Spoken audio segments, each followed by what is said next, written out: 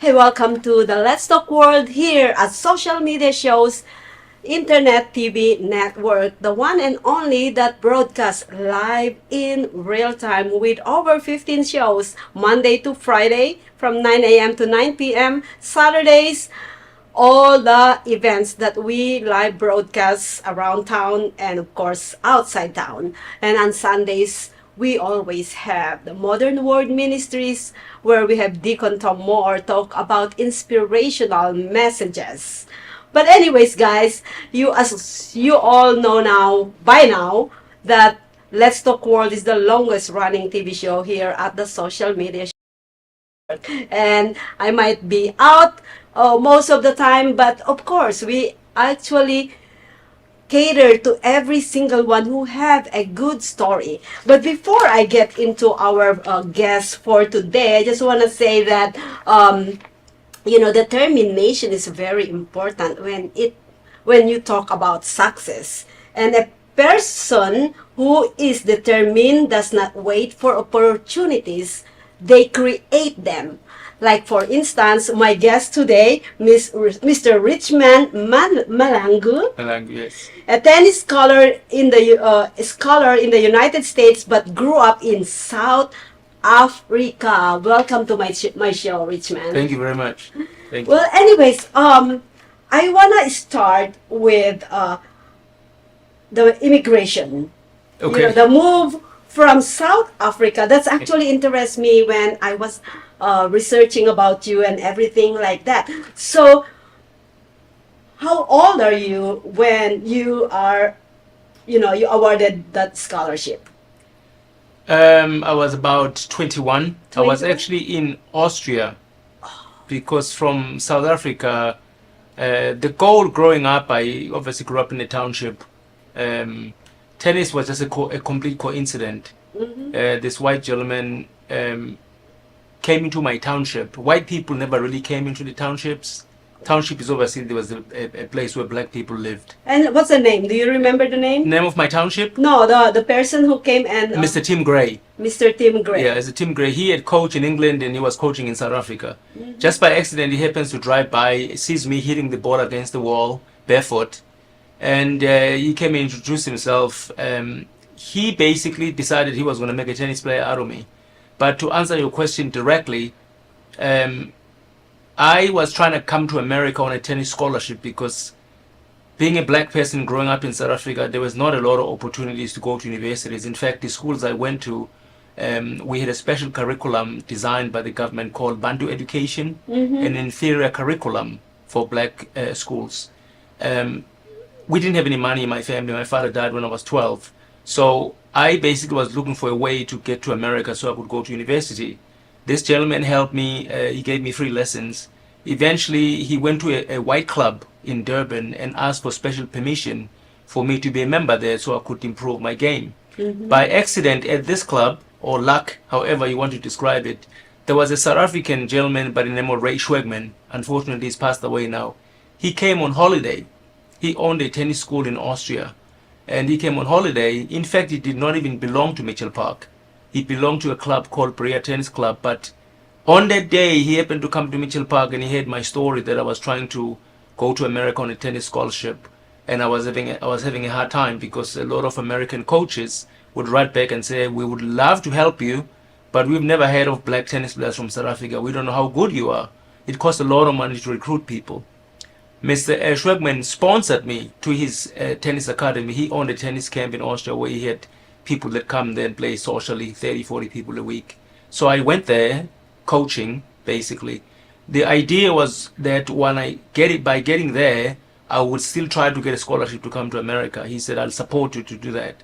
And another complete coincidence, at this camp, we had a gentleman who was on holiday who had a year before graduated from UNLV.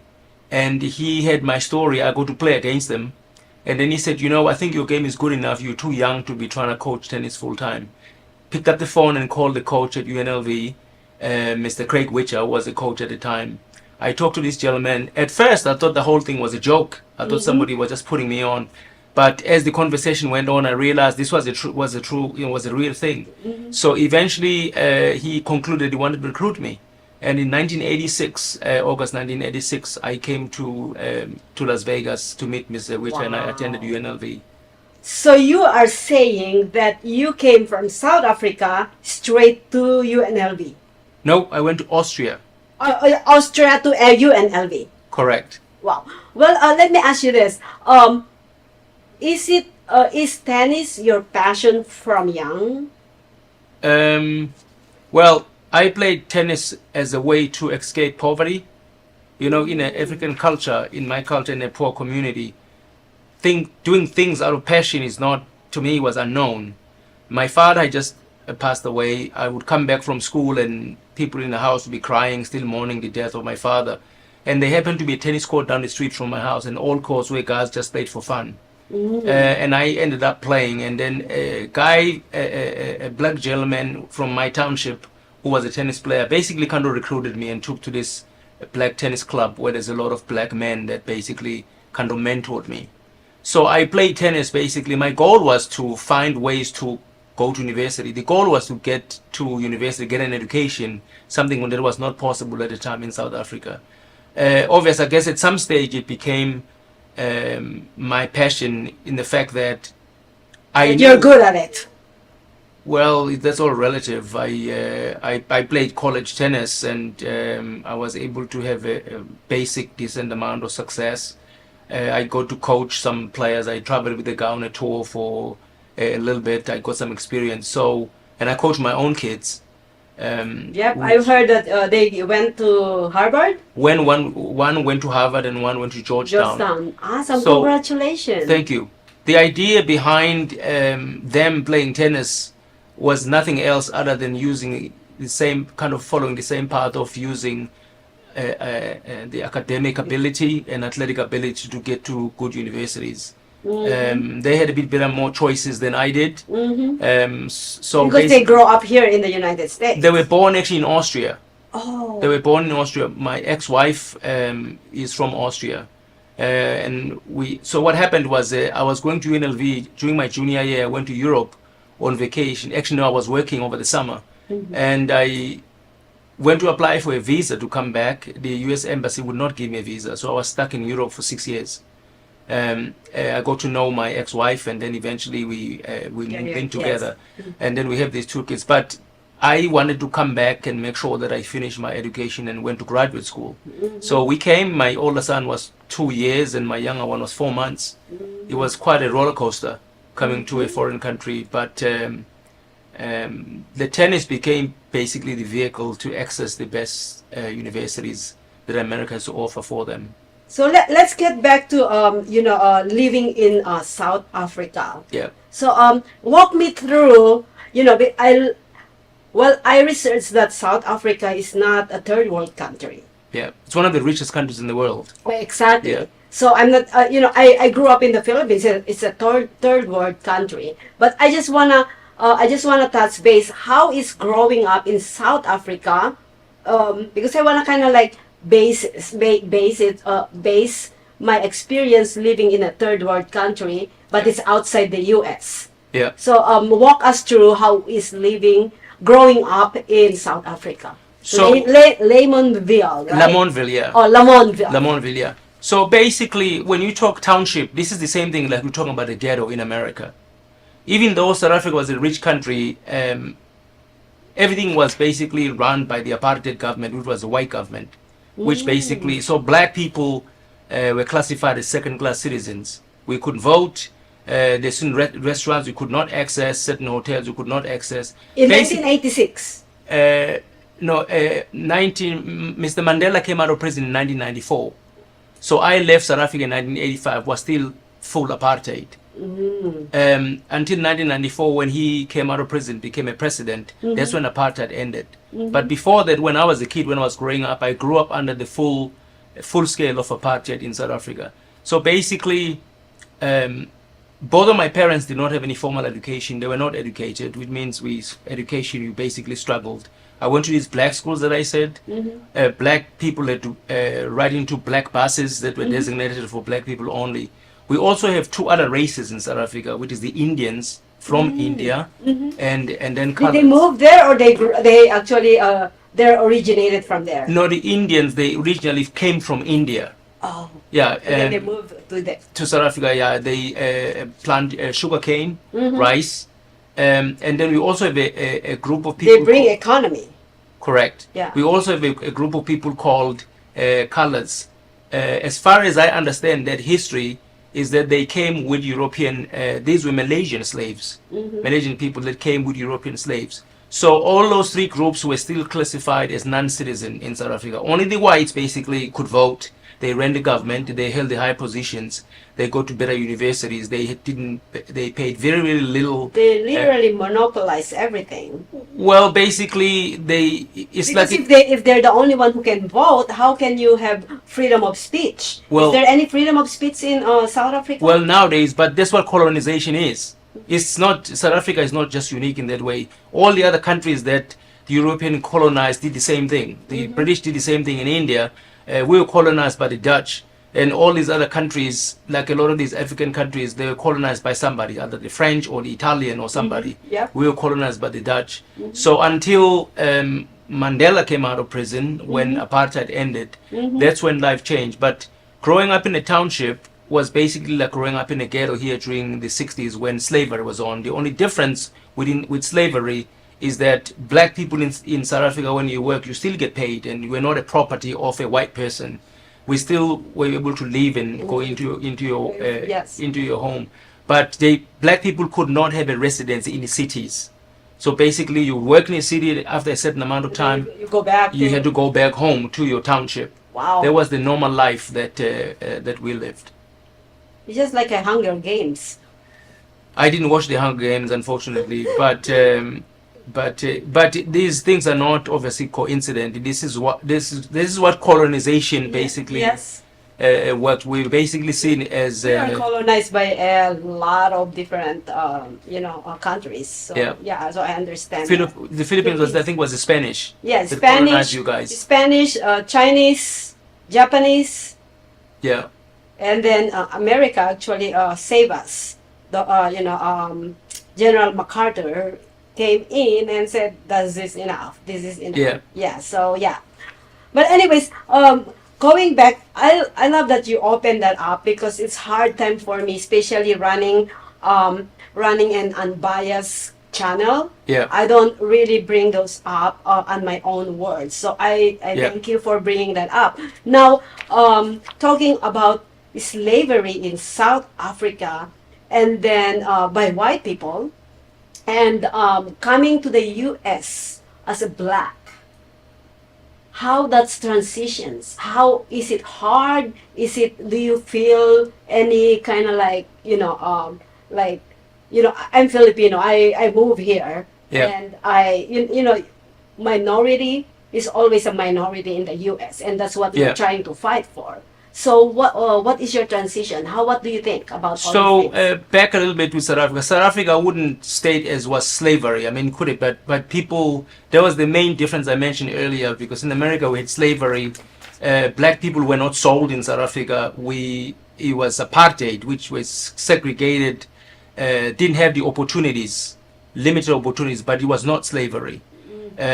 Slavery was some people were taken from African countries and they were sold to America. Okay, There was got slavery you. was That's in like- America. yeah, Yeah, there's slavery. Yeah. But I stand corrected. no, it's okay. But in terms of this is the interesting part because when you leave Africa as a black person, for me, unfortunately, when I was young and I was not educated, when I'm talking about educated, for example. In South Africa, I did not growing up. I did not learn anything about slavery. We don't get taught that, Yep. and it's not an accident. I did not learn anything about about Adolf Hitler basically exterminating Jews. I didn't learn that history. So obviously, I feel a bit fortunate though that I went to Europe first because in Europe I was able to go to the library. I learned more about my country. You can go anywhere. When Yeah. You went to Europe. Yeah. Yeah. I could learn more about my country than I knew when I was in my country. It's the first time I saw a picture of Mr. Nelson Mandela because he was banned when I was growing up. His name couldn't be anywhere. And then, of course, you as a black person, you coming out there where you're so used to be not allowed here. Your black skin is looked as a negative thing. In Europe, was a bit different. They embraced my color, which was kind of like a culture shock, but in a positive way. Not saying there's no racism in Europe. And then I come to America. My first idea of coming to America, I'm going to meet all people, I'm going to interact. This is a country with that has no racism, that has it's got freedom and all the stuff, which is partially true. But because I was not educated, I had no idea. I also thought by coming to America, it would be much easier for me to interact with black people. But it was a complete opposite. Because a lot of black people in America themselves don't actually, like me, who was very naive about the American culture, they're very naive about the African culture. They don't learn that. So I got to know some people. And remember also, I'm a tennis player, so most people playing tennis are white. Yeah. So most of the people I was around are white people. White people, yeah. So you're talking about once a foreigner, always a foreigner. I've been in America now since 1986. I still feel like an outsider, not because people are mean or there's good people, there's bad people. It doesn't matter what country you go. But it's not always easy to assimilate to these cultures because I sound differently. Anytime I go somewhere and I speak, people look in America because I'm a foreigner. Kids in my school. Sexy. That's what they told me. Well, It's honestly, it's really when you see in the United States there are so many accents within the United States, and with certain accent it brings something really different, and I love different accent. And when you speak, I wouldn't know that you grew up and was born in South Africa. I would think that you are one in other states. well, the fact that my accent is changed a little bit. I don't Okay. actually I don't actually pick up a lot of accents. Oh. But my accent is changed a little bit because I lived in Europe obviously, and I speak German.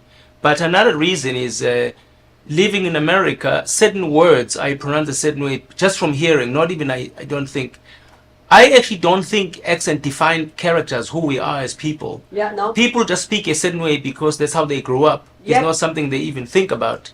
So I don't necessarily, but in South Africa, obviously, we were colonized by the Dutch, but also the English came. At some stage, Yep. they also ruled. So we have the English we learn is more British English. Yes. So often in America, people say, well, you have a British accent, which is just totally incorrect. Because if a British person walked in here, they don't sound anything like me. It's very, very different. But, I'm so grateful to have had the opportunity to come here because my life would have never been the same anywhere else in the world. The opportunities that my children have had, it's only possible in this country based on the opportunities with athletic Do scholarship. they live and here now education. in the United States? They live here, yes. One lives in New Jersey and one lives in San Francisco. That's awesome. And your wife live with you here in Las Vegas? It's my ex-wife. I'm divorced. Oh, you're I've been divorced. divorced for quite some time, since 2005, but officially 2010. But she lives here. The mother of my children lives in the U.S. as well. And you actually teach, you are a counselor on Bonanza, you said? I'm a counselor for Clark County School District at Bonanza High School, correct? Bonanza High School. Yeah. How long you been doing that? This will be my 15th year as a counselor. Wow. But it would have been actually 20. So this is another disadvantage of growing up with an inferior education curriculum. So speaking very easy for me because I spend a lot of time among English speaking people. However, if I have to read something and then reproduce and write, I take a little longer. So when I got out of graduate school, we have this exam called the Praxis. It's a national test that everybody has to take to become a counselor. We have 3 years to take it after you finish school. So I couldn't pass the test. I failed the test, I think 7, 8 times.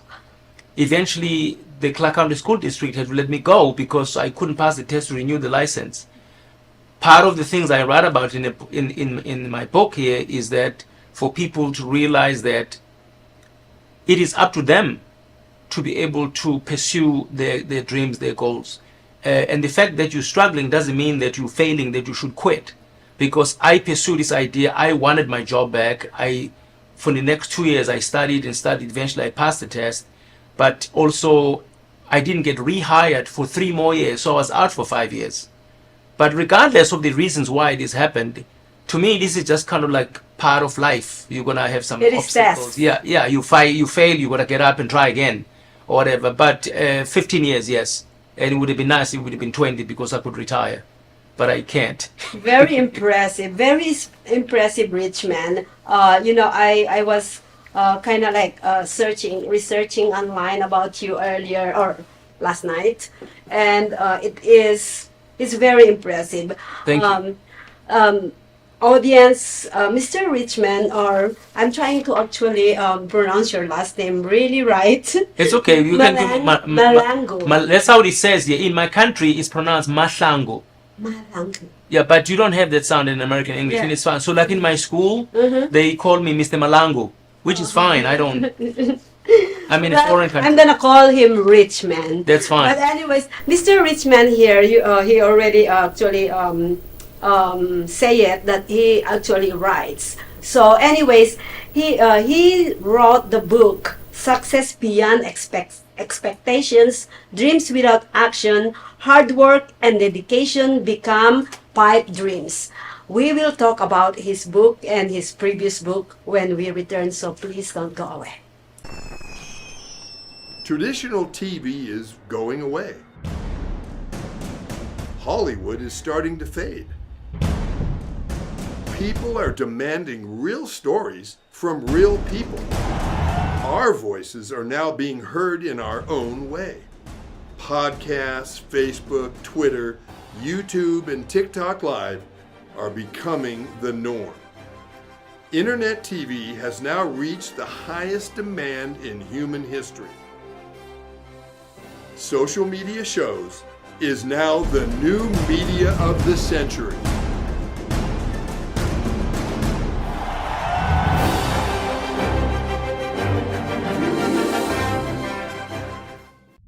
I was not ashamed of the hatred that I had to bear.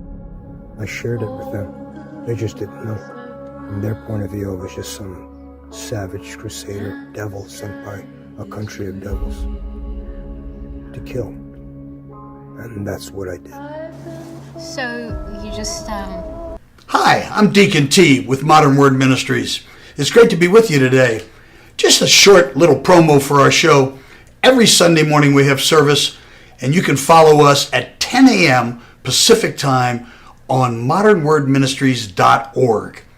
And if you missed us or you want to see some of our older messages, go ahead and check us out on socialmediashows.com every single morning at 9 a.m. It's a great way to kick off your day, get a little bit of the word in you, get something uplifting, get you started off on your way.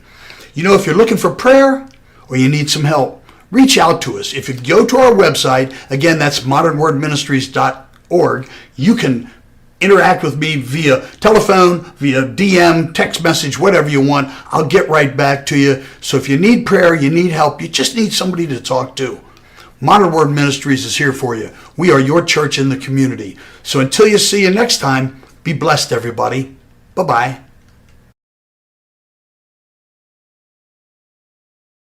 Are you looking to record or film your podcast? We have the sound room and all necessary equipment you need.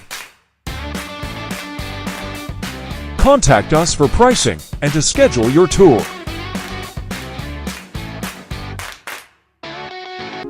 Welcome to social media shows. Have you been watching social media shows recently? Of course you have. We have been live streaming for 4 years across social media platforms. We produce over 70 shows with over 1,000 episodes. In the process, we've helped over 100 creators realize their dreams and start their own show. We give platforms to promote your business. If you are an artist, if you have an event, if you are entrepreneurs, or if you have a story. If you haven't done it yet, go ahead and subscribe and follow us on major social media platforms. And if you have a great idea of a show, join us. Social media shows can help you produce and live stream your own show.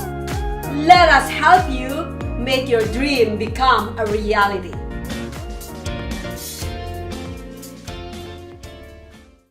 Welcome back to the Let's Talk World with Mr. Richman Mahlangu.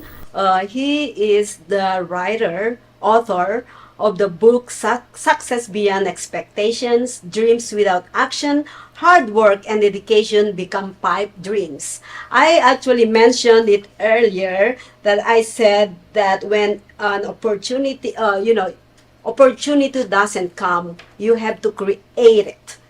We are all creator of our dreams, but they don't open up if we don't go and get it. And I really actually love this quote. I created this quote, by the way.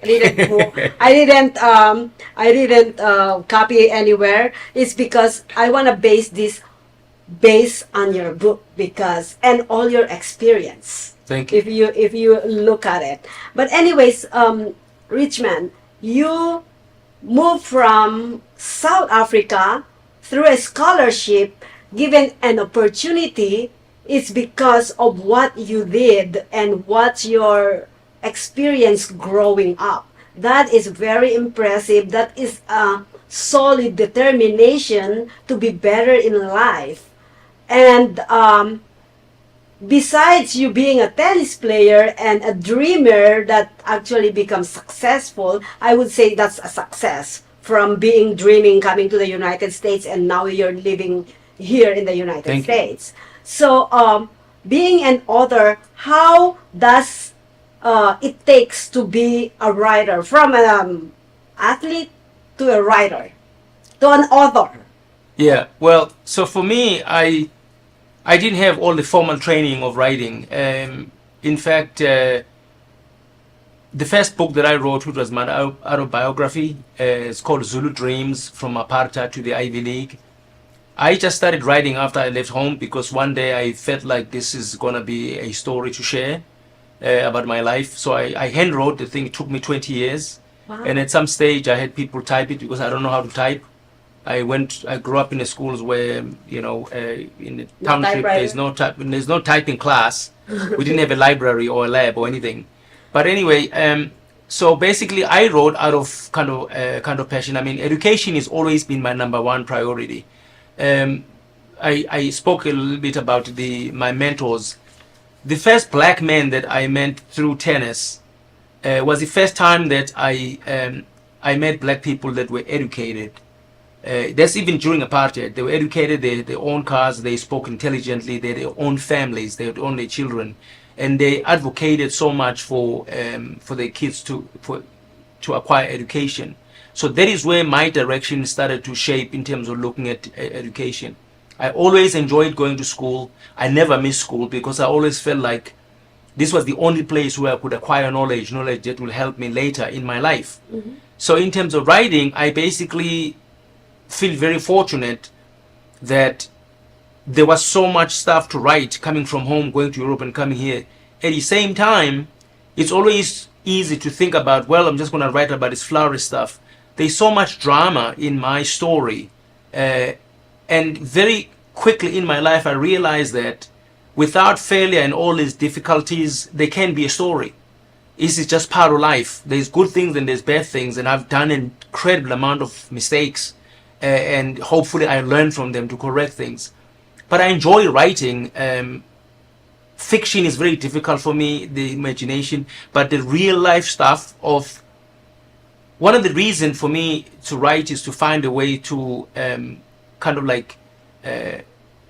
empower other people to reach for to be able to pursue their dreams, to accomplish whatever they're trying to dream about, and ease up people's pains, because realistically, life is painful, it's difficult, it's just part of the process of growing up wherever you are. I think it's even worse when you're poor, because you have a lot of just extreme situations that you have no control over. I had a lot of people that helped me, but in terms of writing, I mean, I enjoy writing now, I enjoy reading, mostly real life story, autobiographies, people write about. I enjoyed sport. Sport taught me tennis. I think kind of assimilate life in a lot of different ways. And then so I basically kind of would like reflect back my tennis experiences, playing with other people, coaching, and how this relate to real life. But I don't think I have any special advice about how people. I think a lot of times people think writing is very difficult because they think you got to sit down and have this grandiose idea.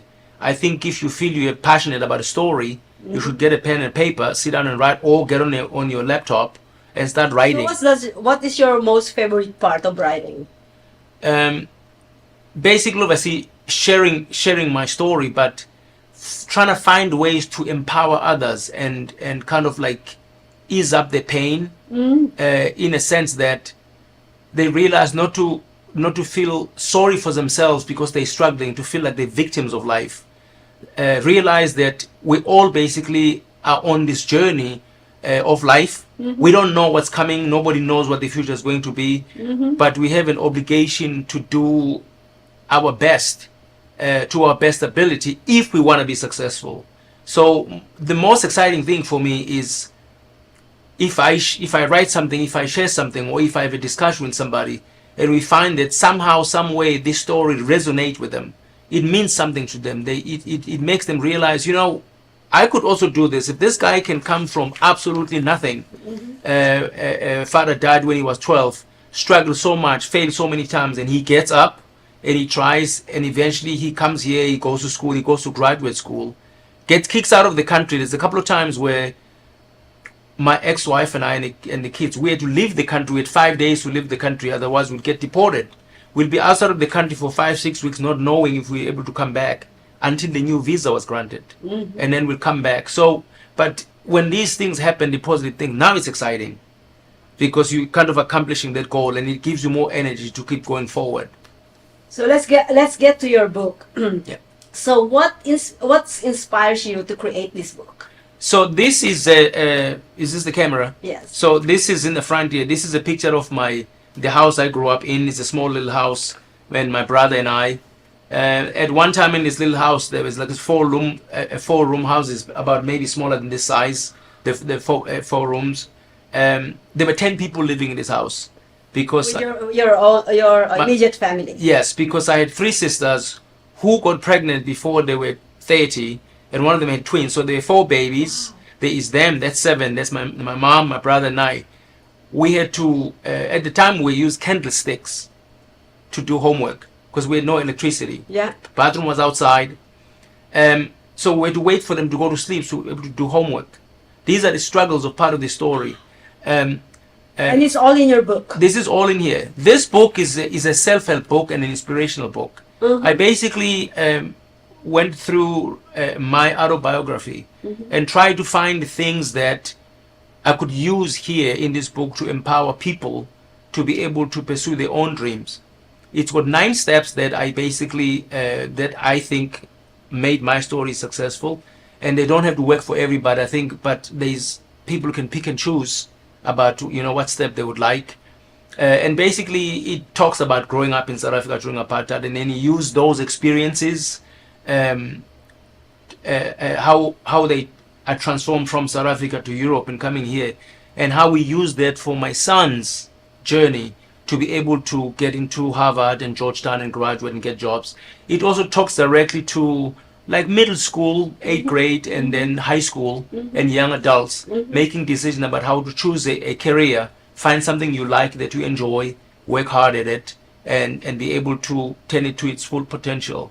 But also that often people change their degree 2 to 3 times because we grow and change things that we thought we liked. And now 2 years later, they're different. That's the premise of the book. It's a self-help book where people, but I'm not telling people what to do. They have to figure it out themselves. Yes, they can use these tools to be able to find direction about where they want to go. There's stuff that they may not use, which is also fine, but I think there's a lot of stuff that they could use. I think that book is very helpful, especially for those people who doesn't know how hard life growing up outside the United States. Yeah. My kids, they don't believe. They told me that I'm lying when I told them what I've been through growing up. How old are they? They're early 30s, and Okay. one is just over 20. Yeah. So when I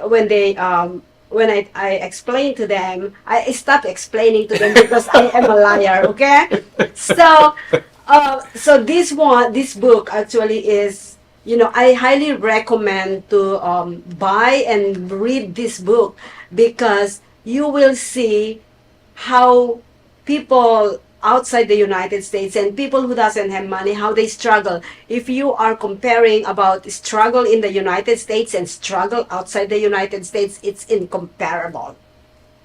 In some ways, yeah.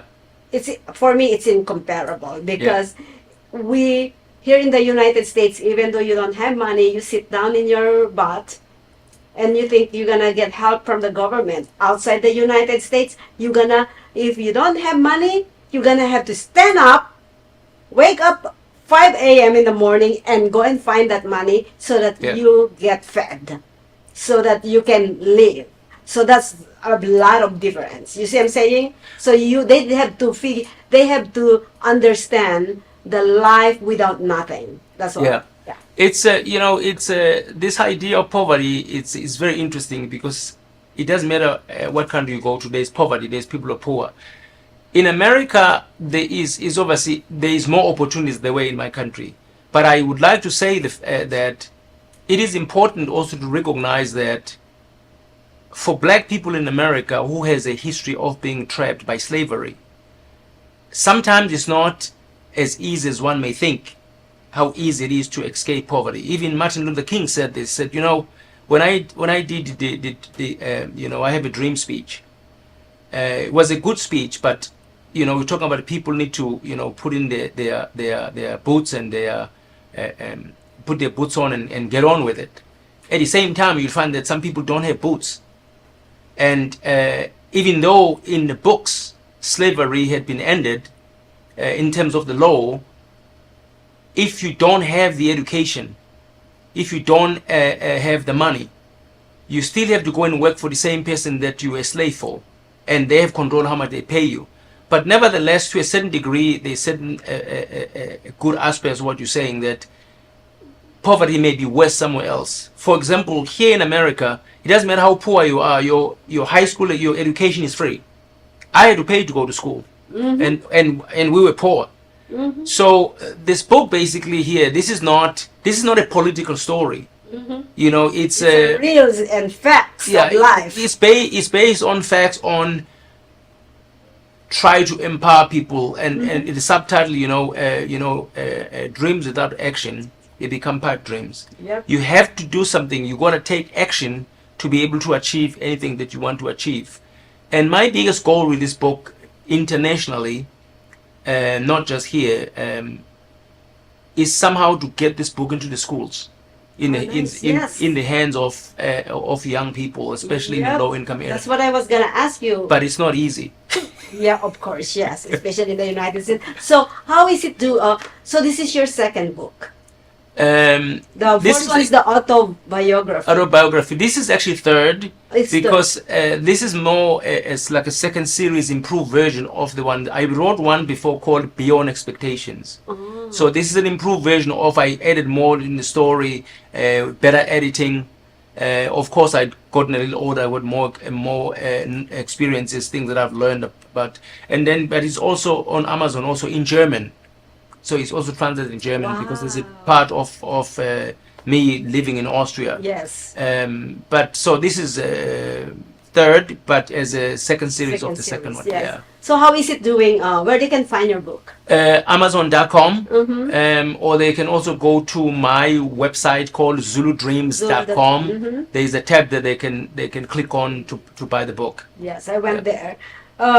So you created the autobiography, and then the second one, the first series of this one, and this one. Yeah. What are your plans? Are you thinking of creating more books based on the story, or you wanna actually create a new one that is inspiring? So that's a great question. June 15th, I'm actually flying to South Africa. I'm going on this 13-day book tour to launch this book, promote the book over there, and to try and get to the schools and all that. But the next goal for me is to try and turn this into a feature film. I'm in the process of trying to raise money to find a scriptwriter, because I do think this is a good story. And I do think through film you can reach more people. Interesting enough, you find that when I started writing, I always in my mind thinking I want to write for the low income people who don't have much, so they can get their hands on. But you learn later that, or I learned later that, interesting enough, the poor people, the low income, actually are the one who read the least. Because it's the same thing like me. I didn't grow up reading. My parents couldn't read. I never read a book until I was in college. The only books I read, the ones in school, textbooks. But I never read outside of that. So you actually find that the market that you're trying to write for doesn't read. So it becomes a dilemma. So that is why this book was actually modified a little bit and kind of like and changed to improve. But obviously, this story, anybody can read the story. People who like to look good stories. Yeah. But to answer your question, my next thing is here. I'm going to South Africa for a month. For about 13 days, I'm going to do the book tour. But the next thing that I'm trying to do is to turn this into a feature film and see if we could use the story either in a documentary or feature film to able to reach more people around the world and share the I story. think that's a great idea. Thank you. Well, congratulations to all Thank your you. success and to creating inspirational book, yes, and success beyond expectations. I love the title already. But anyways, thank you so much. Go ahead and let them know where they can find the book for again one more time. Okay. You can find this book. This is the back cover, by the way. This is my children and I, Nicholas and Yannick. Nicholas is the older one, and this is the cover of the book, little house I grew up in the township in South Africa, in Lamontville. But you can find the book on Amazon.com, and then you can also you can put go on Amazon. You can type in my name, Richman Mahlangu.